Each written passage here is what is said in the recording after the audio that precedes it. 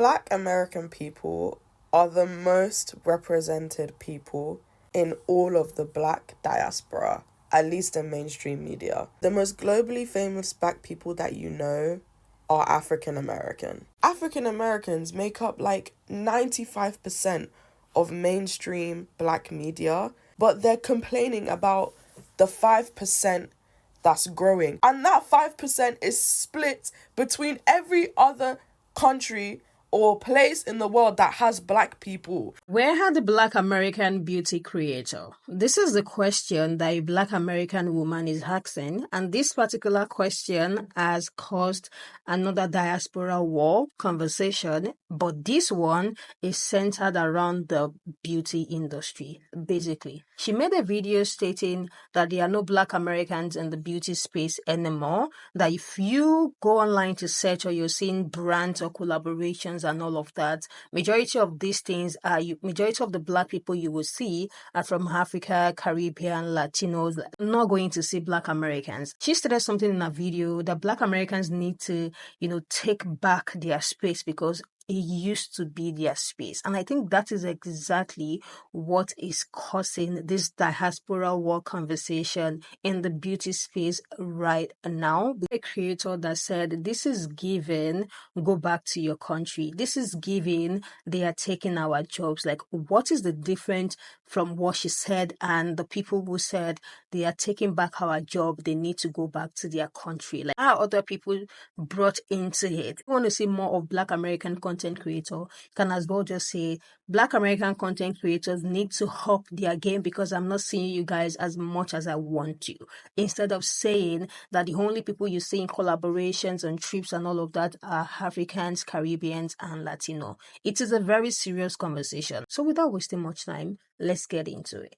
What happened to the Black American beauty creators? I've been in the beauty space for a long time now, and lately I've noticed something. The term Black beauty has been redirected. When you see campaigns, when you see panels, brand activations, PR, the only Black creators being highlighted are African, Caribbean, and Latina descent. All while this is beautiful for inclusivity and these women are beautiful, powerful, where does that leave girls like me? Yeah, where does that leave content creators like me? I'm Black American, I'm not African, I'm not Caribbean, and I'm not Latina. I'm not Afro anything, just Black.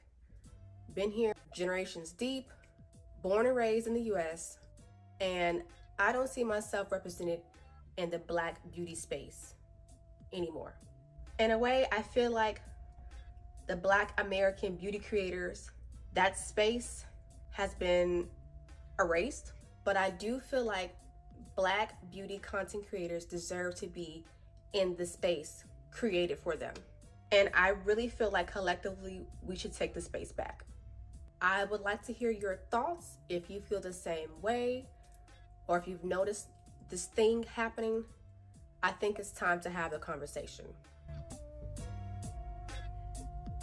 Black American people are the most represented people in all of the Black diaspora, at least in mainstream media. The most globally famous Black people that you know are African American. African Americans make up like 95% of mainstream Black media, but they're complaining about the 5% that's growing. And that 5% is split between every other country or place in the world that has Black people, when African Americans make up one of the smallest parts of the Black diaspora. I don't know how they can't hear themselves using white people's talking points to attack other Black people. You're fighting for the few seats that we have when we could all just make more seats. Like, call me crazy. We're always saying that Black people are not a monolith, but then when our media starts to reflect that,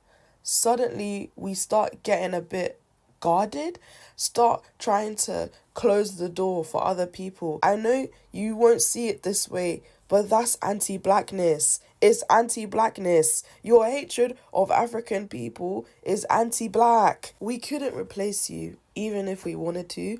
We don't have the motion, unfortunately. You're American. Everything you do dominates every single space that you are in, okay? We don't actually have it like that to be able to take over and replace you. So can we actually just get a real hot grip? This is why I think that the creator that came on here and said that Black Americans are being erased from the beauty space is completely misguided. When it comes to beauty overall, I think I see things a little bit differently. I don't believe that we should be treating Black American beauty and African beauty as completely separate, distinct concepts. Because in reality, they influence one another deeply, and one would argue that one has influenced the other more and has historically been ignored and underrepresented. And maybe, just maybe, seeing those people represented in beauty spaces a lot more is not necessarily a bad thing and a win for us all ultimately. And when I think about the goal of representation, I think back to what it would have meant to me as a little girl who grew up constantly seeing white faces with straight hair as the standard of beauty. For me, a real win would have just been seeing any Black person in that space who I can look up to. It wouldn't have mattered whether that person's Blackness was 100% in line with my own. Wanting to see yourself represented in places does not make you inherently xenophobic or a nationalist, unless you're a xenophobe and a nationalist. I'm Black American. I'm proud of my cultural identity. So when I see other folks who are Black American, I get excited. Specifically, I'm from PG County, Maryland. Whenever I see somebody from PG County, Maryland, or find out that they're from PG County, it's like, yes, period. It's no shade to the girls from New York City. It's no shade to the girls from Idaho. It's just a celebration of you're from where I'm from. You, in some ways, represent me. I see myself in you. And everyone culturally is entitled to want to see themselves. But in the same breath, when we're talking about the influencer and content creation space, we are talking about a space that requires people to support. If you want to see Black Americans represented more in the beauty space, the optimum word being more, because we are represented in the beauty space, then the onus is on you to seek those people out, follow them, support them, engage with their content, and share it. And to have more representation is not necessarily going to be the gals who have 500,000 followers. It is going to be the folks who do relatable content that you like, that are getting out of the mud of content creation and are on the rise. I've been seeing this conversation about there not being enough African-American representation in the beauty influencer landscape in the United States, and I definitely have thoughts. Let's start here. There is no social capital or cachet that comes with branding yourself as African-American. We do not have a nomenclature that is universally accepted by everyone. Comments on this topic often devolve with people coming up with all their own names, which often have movements behind them. And then like a tussle over even if we want to be called African American or Black American and who can call themselves Black American. Then our culture is very porous. Everybody can come in, participate, and co-opt if they want to. And I think at the base of a lot of these conversations about our representation within the Black diaspora in the United States, that is the basis of resentment, and it's very valid. And it's not a reciprocal relationship, which leads to that resentment. And I understand it because there is not another ethnic group than African Americans, the way people can move here and because they are perceived as Black, automatically become Black American. And then they participate in our cultural movements, our cultural norms, our cultural institutions. And we can't do the same with their cultural norms and institutions unless they invite us in. Somebody would have to walk us in the way that they don't have to be walked in.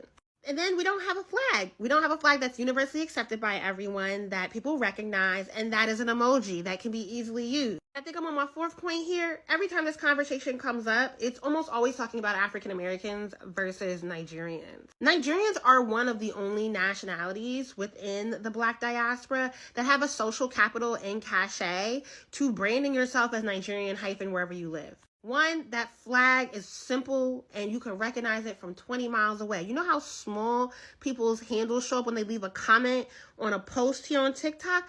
You could still clearly see that flag when they post it as part of their handle. Then, Nigeria is the 6th most populous country in the world. Just from a numbers game, there's not anywhere in the world where you can go and you won't find an Indian, Chinese, and a Nigerian man. Scale, it does behoove influencers to lean into their heritage to get more engagement. And then that Black girl in luxury movement, which morphed into soft girl life, a term straight from Nigeria, they got it. And I know, as a content creator who's gone to a lot of events, I know how they gather, and I know how exclusionary it can feel, especially when everybody gets to show up to the Black Women in Beauty event, but then they go throw a Nigerian Black Excellence dinner and you can't go, Biz. Nothing you can't invite them to, though. I get it. I mean, maybe you could be a guest, but you're certainly not being recognized in the way that they get recognized. Yeah. What are you going to do about it at this point? Because the last gag is, name all the OG African-American beauty content creators that you think started this landscape and that you now miss. And let's clock how many of them are actually African-American. I also saw in the comments from Deja, who started this conversation, somebody mentioned Clark, and she said, well, Clark is lifestyle. In 2025, you can't really keep up a hard boundary between beauty and lifestyle. Because beauty content, whether it's hair, makeup, or skincare, where you're producing content around doing something to your physical body, it's just tedious and wears the person down. So everyone very quickly either, they don't necessarily pivot, but they interloop into their content lifestyle stuff because it's just easier to do. And it behooves people to start yapping and have a personality to bring in a bigger audience.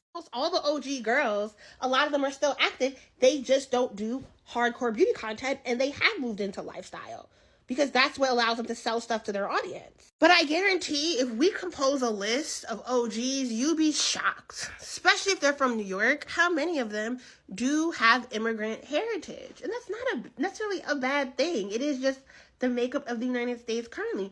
And I think the bigger problem, honestly, to close this out, because this is getting really long and it needs to be a YouTube video, the real problem for African-American women are the biracials. Sorry, guys, the colorism in the industry is really what be eating our asses up. It do just be feeling weird because Nigerians be gathering in a very specific way that's like, you can't sit with us. So that's, I get it. When you be going to the events and you can't, I get it. You know, if you made it this long in the video, shout out to you. But P.S. somebody in the comments was like, we need to do more work with Danessa Myricks as like the African-American brand. Danessa Myricks. Does that sound like an African-American name? And 2, she's from Queens. That lady got a 98% chance of having at least one immigrant parent. Some people just don't like talking about their parents, and that is what it is. It's fine. Maybe we could just encourage the girls to be more regionally proud of where they are from and understand. Also, a lot of Black influencers don't know they have a culture. As African Americans, they don't understand what the cultural markers are to discuss. So education would help here. So the diaspora wars have now come to the beauty space. And I want to make this a safe space and a learning space mostly for us Caribbean Americans and African Americans and stuff to get the ideas on what you want us to do. And when I say you, I mean African American women in the beauty space. And not only am I Caribbean American, I'm also from Brooklyn. And I feel like those two groups of people, we're going to represent where we from no matter where we are. It could be obnoxious, but that's just how we are. So is it a matter of African American content creators and beauty creators just boast about where they're from more the way we do, so that when people find your content, they know, okay, if I only want to support Black Americans, then I know she's one because she's repping for it all the time. I mean, Beyonce is around the world doing it right now. Oh, Black American. Because honestly, other Black people are just not going to stop. And it would be kind of crazy to tell us, okay, stop doing what we're doing because we're in America. That's kind of crazy. So we have to find a middle ground. We have to find a respectable middle ground. Like, what should we do? Because honestly, this administration got a lot of people like wanting to be super divisive. And I wouldn't say, again, this is on my personal experience. Your personal experience, totally different. Do not argue. This is all a respectable place, like I said.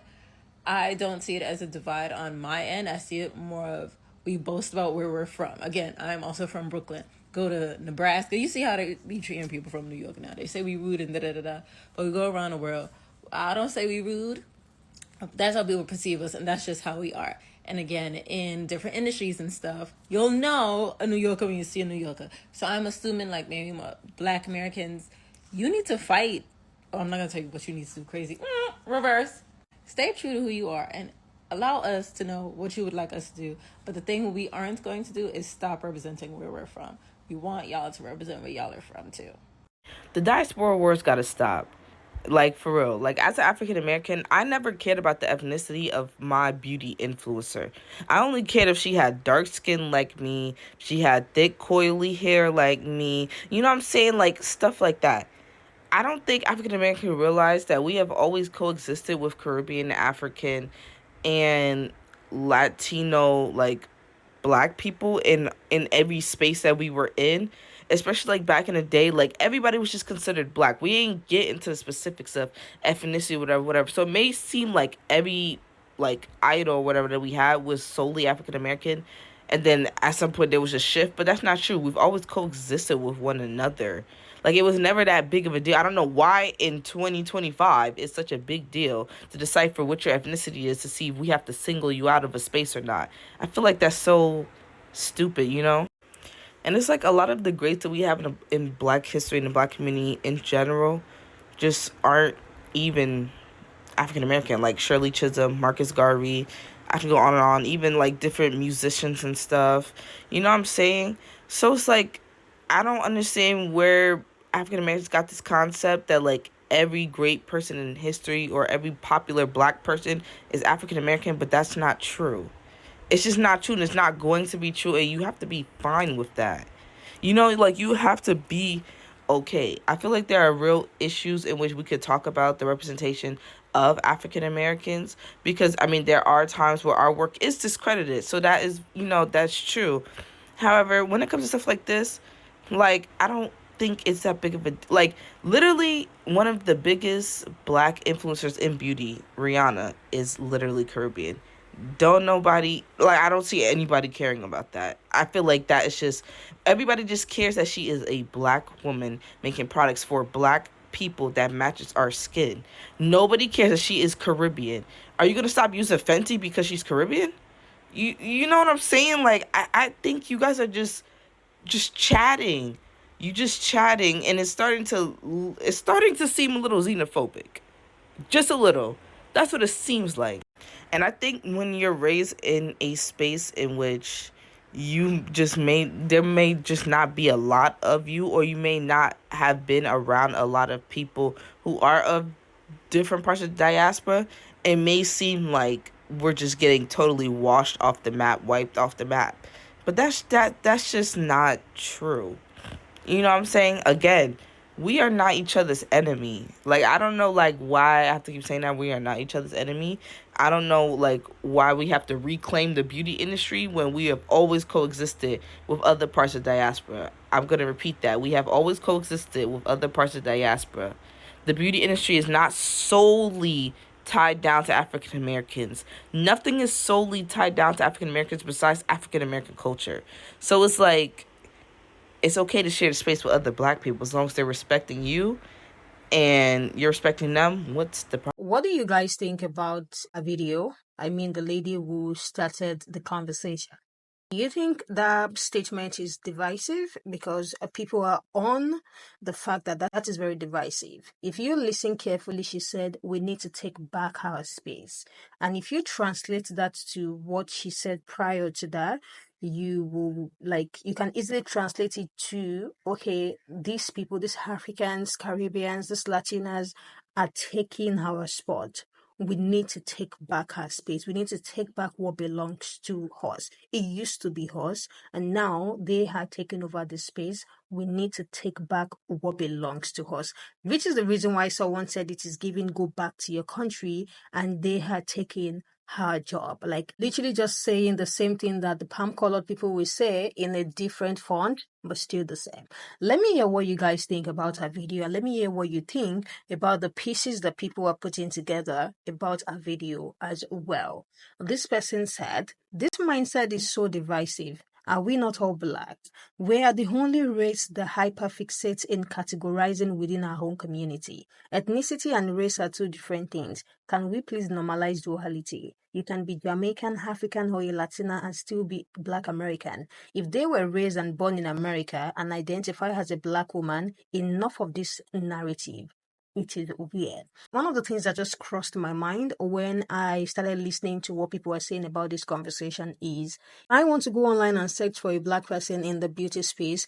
I wouldn't put a Caribbean Black person beauty makeup whatever. I am just going to put a Black person makeup, like a Black girl makeup, a Black girl this, a Black girl, regardless of where you come from. So long you are Black, so long you look like me, it is okay to forget any other thing. Long you look like me, I do not need to search Caribbean, Latina makeup, Black girl makeup isn't. This is what most people would do.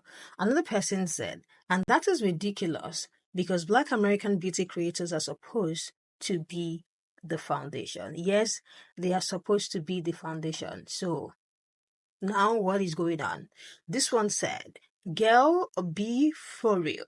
The fact that you're upset because now third world and second world black creators are getting chances and opportunities is crazy. You Americans seem to forget that you guys are not the center of the world and that it is okay to give other black creators from other countries a chance. Sometimes we are tired of seeing American culture because it does not align with the rest of the world.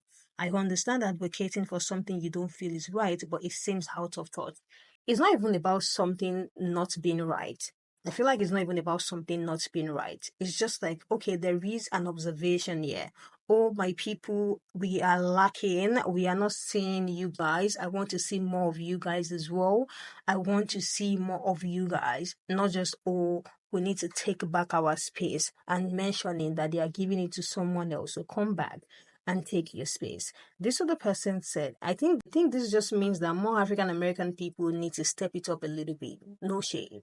This conversation of African American erasure always has xenophobic undertones, and this is what people are pointing out as well.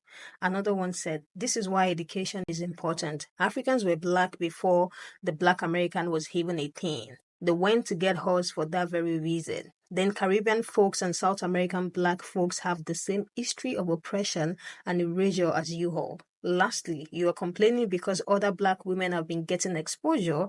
If this aren't xenophobic, I don't know what it is. Megan Good is half Caribbean, Sherry Lee Ralph Jamaican, Jackie is half Nigerian, Aliyah J is half Jamaican, Rihanna is half Bajan.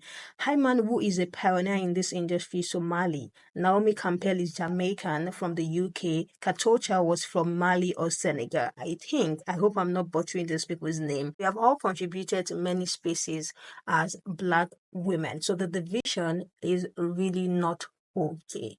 Like literally is not okay. I feel like our point will have gotten across if it was worded well. She might not even have the intention, or I don't think she has the intention of dividing, like sparking this diaspora war or whatever. But I feel like it could have been worded in a very different way. And as we all know, it's the media. If there have been conversation relating to that has already been boiling and cooking before, it is easy to turn every conversation that looks like that into what is not. So maybe our intention is not even to cause a division or even spark a diaspora war conversation, but this is what you always end up with if you are not worded carefully. Let me hear what you guys think about this whole conversation. I am going to see you guys in the next one.